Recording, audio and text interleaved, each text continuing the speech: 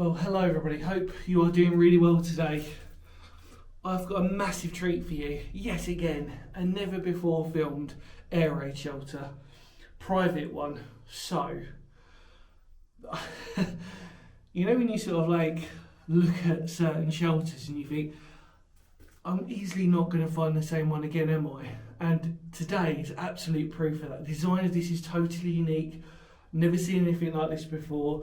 I doubt I'll ever see anything similar in this design either. And as you can see, its former life was as a wine cellar. Now, obviously this is a private one, so I won't be giving away location at all on this one. It's a very special shelter, this. But what I can say is that they clearly had some money. And what makes this even more interesting is that the rarity sometimes that you actually get an escape hatch. So in front of us here is formerly an escape hatch. And trust me when I say it, because when you look outside, you know that it was where it was. And in fact, actually, the owner, Marcus, has basically just sort of said that that's how he got in to get into this, because originally it was blocked and it would have joined the adjacent house as well. So sort of more like a sort of semi-communal shelter. But there's a little vent in the corner.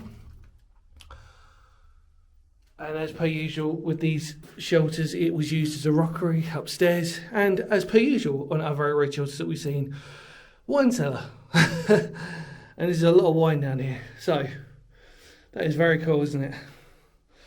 And the layout of this, I mean, we're underground. Let's just say that we are underground on this one. And again, won't be the first time we're ever going to see a private air raid shelter where we're genuinely underground. And it won't be the last.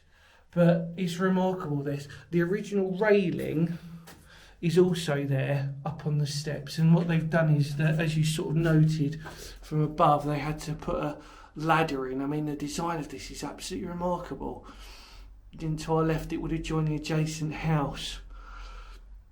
Beautiful construction, brick, and as per usual, concrete. And look at the thickness of that concrete.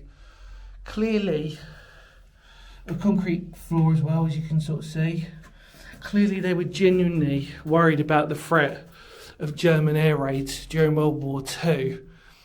And it's surprising because of potentially the location where we are, and that's all really I want to sort of give on terms of location without even giving anything else away. But what an incredible shelter this one is. And again, I feel very spoilt sometimes when I sort of get these opportunities to document these, and hopefully I'm doing a good enough job for all of you out there to just sort of get the feel of this. Like I said, it's not huge, but it shouldn't have to be, because they are just literally private shelters to accommodate the families. And obviously, these aren't Anderson shelters, so the family must have had, like I said before, a bit of money. And then obviously later on use, we know that, it was used as wine. Perfect place. Like I said, again, not the first time I've ever seen that sort of thing, but how remarkable is this? Never ever seen one. Again, I keep saying never ever seen one, but it's because you just don't normally see these types of shelters, do you? But above us, you wouldn't know, except obviously you saw the entrance to get in, you wouldn't know that there would have been an air raid shelter here at all. So remarkable. And I think, everybody, that is all the history you need to hear. So let's just take one more final look around and then head back out. Come on.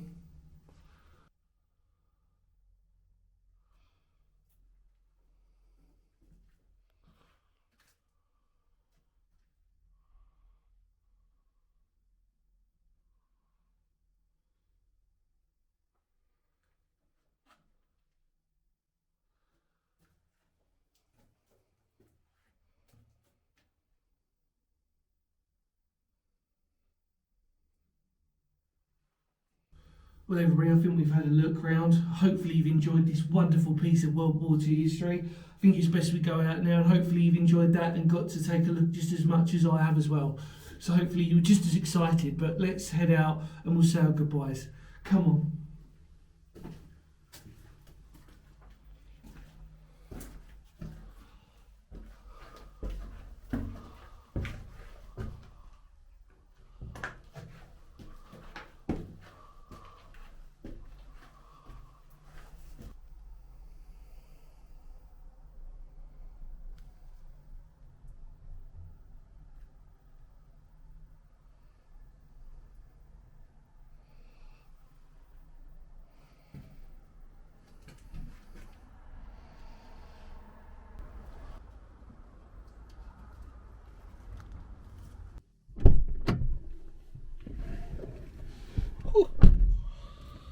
these cars go by. There you go.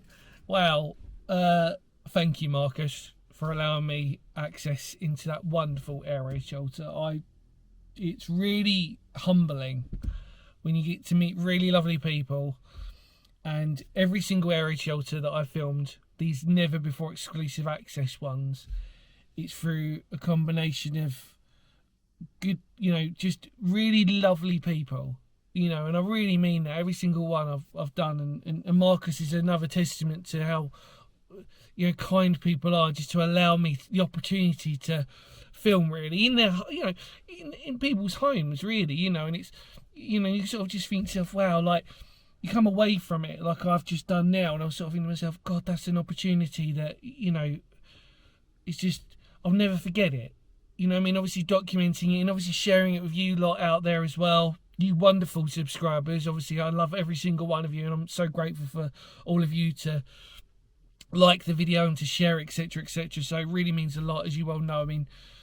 I've always said, even though I'd always be exploring outside of this YouTube channel, it's because of your love and your kindness that really motivates me to really go a little bit over the top and to try and find some never before recorded stuff to show you, really, and to show you the lengths at which families took to protect themselves during World War II in this instance, obviously. And I'm just so humbled by this opportunity to do this, and it really is a testament to the reasons as to why the channel is called Phoenix History, because history matters. And underneath that motto, I don't know if some of you have ever read it, but obviously if you read the about section underneath it, it's preservation, conservation and historical exploration, and that's my little motto that I have under the because history matters sort of a moniker, which I truly believe, preservation, preserving these sites obviously by video documentation, historical exploration by obviously doing it, going out, and then conservation by obviously showing as much respect as possible and using this genuinely, like I said, as a form of documentation. Hopefully you really love that video. I love that place. I thought it was really, really cool. And it just shows that every single air raid shelter, private one, was totally different. I've not met two the same. I doubt I ever will see any two air raid shelters, private ones, identical. And the fact that it's still in relatively good condition, it just is even better, really. And now it's become a home for snails and slugs for nature. That's all right, isn't it? It's got to be, I always say before, I love nature, and if it can provide a second home, even if there are slugs and snails, whatever, kind of, is what it is, isn't it? But yeah, thank you again, Marcus, mate. Really meant a lot for the opportunity to do this from the bottom of my heart, and to every single one of you again, like I said, for subscribing, showing the love, and doing all that lot. Another never before filmed air raid shelter on Phoenix History, and it's when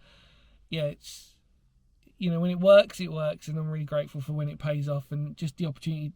Actually, I genuinely believe that actually the air raid shelter, meeting the people who own it or on the property of, are just as special as actually the air raid shelter than air raid shelter itself, because those people are just so nice, warm and welcoming every time I sort of see them, and and it's just great to chat to people about history and their own air raid shelter, etc, etc. It's a nice feeling, isn't it? So yeah.